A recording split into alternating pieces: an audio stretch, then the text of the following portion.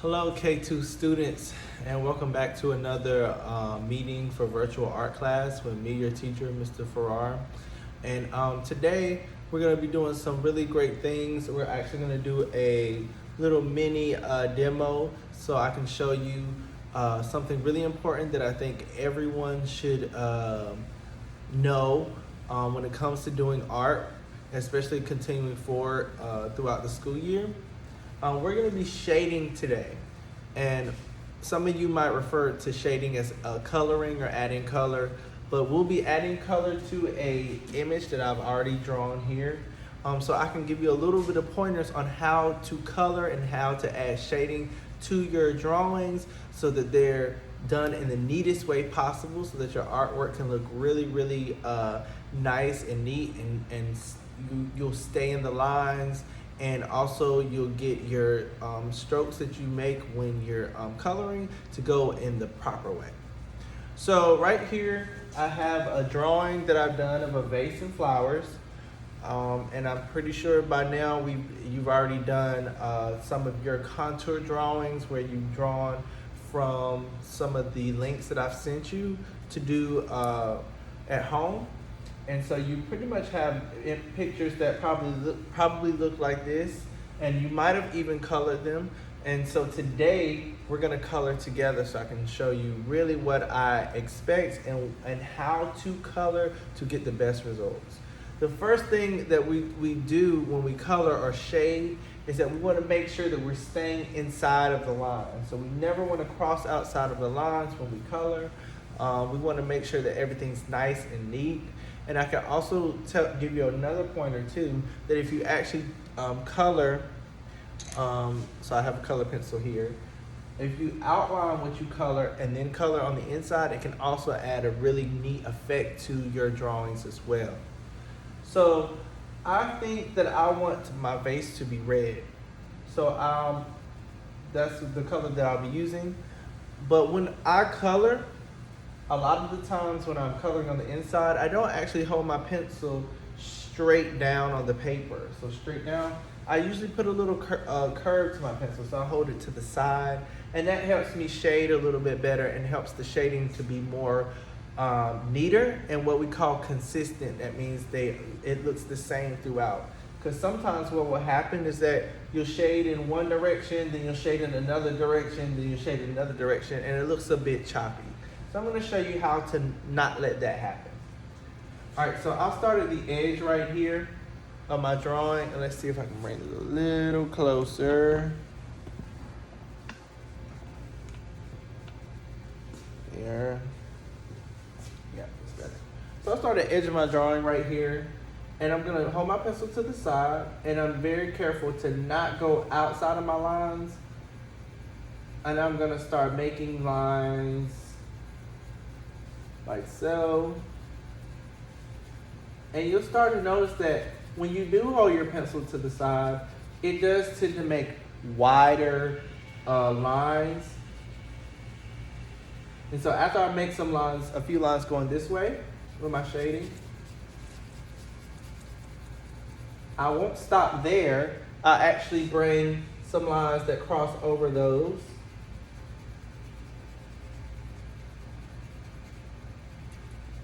So kind of like a checkerboard. And I'm making sure to stay well inside of my lines. I don't want to go outside of these dark lines here.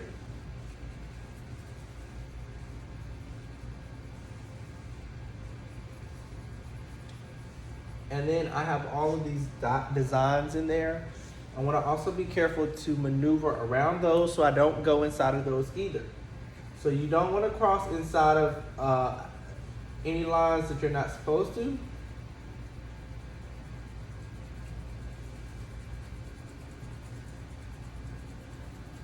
And always take your time with coloring, because it takes some time to, especially when you have something this big or even on your smaller paper, it's going to take some time to color the whole thing. So you never want to rush through, because when you rush through, you tend to make mistakes. So we always want to color and shade slowly. Okay?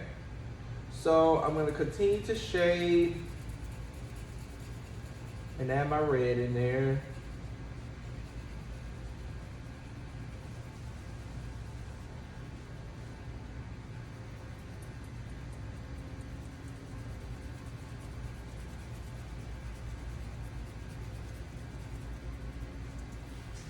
I'm gonna come to this side.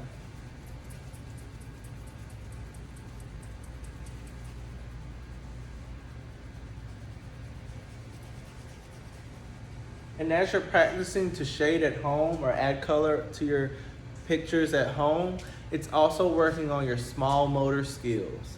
So small motor skills is something I mentioned in a prior lesson, and that just means the smaller muscles that exist in your body, is specifically your hands.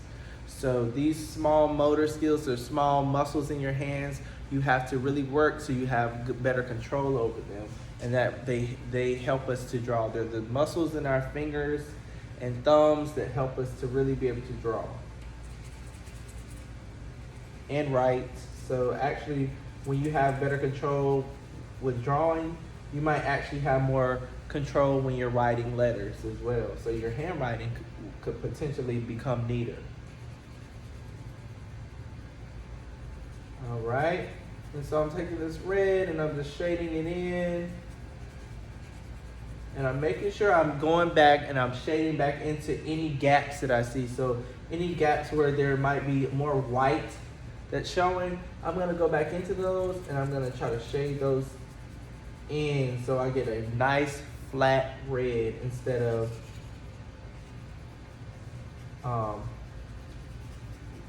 some gaps in between of white.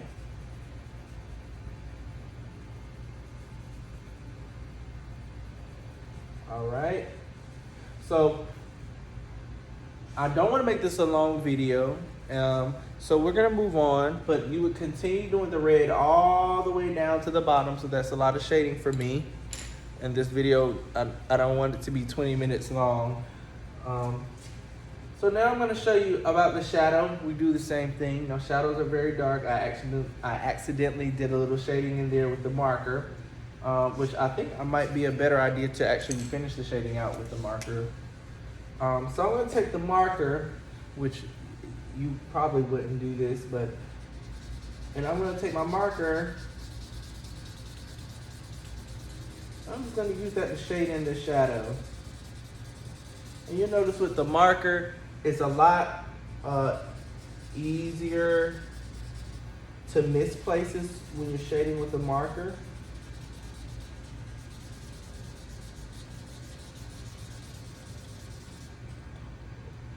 Spider on my paper.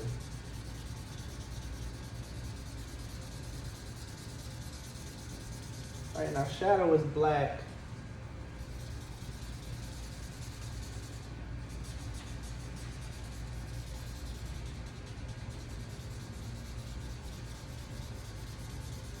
And if you notice, I'm trying to keep the same hand movements. So something like that, I'm trying to keep the same hand movements. I don't want to change up my hand movements.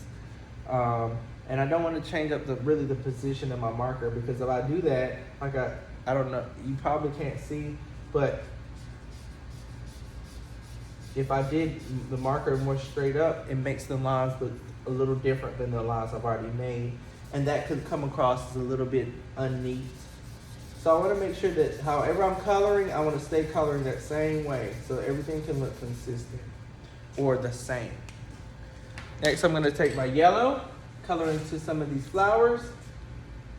Same thing, my pencil is to the side. And I want to make sure I'm staying inside of the lines. And that yellow is really, really covering the white very well. And you can't really tell or see any lines as I'm filling that in. Okay, so I'm going to put some yellow flowers.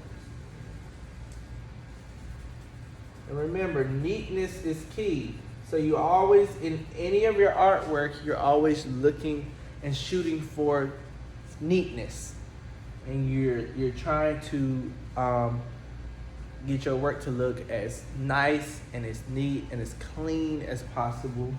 And staying in the lines really adds to that.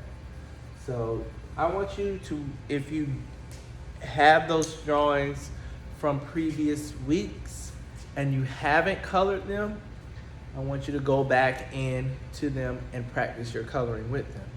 There'll also be some links that I'll include this week for you to do a drawing and then color it, and I'll also include some links that's showing you a better how to shade, so you get a close-up view of how to shade or how to add color to your drawings. You do great work, and also don't forget to send me your artwork by email. Anything that you would like for me to see, you can either send it to your teacher and they can get it to me, or you can literally just email me yourselves. So I'm looking forward to seeing some of what you're doing as far as now adding color to your drawings and or shading to your drawings. And so I'll catch you in the next video. So yes, I'll catch you in the next video.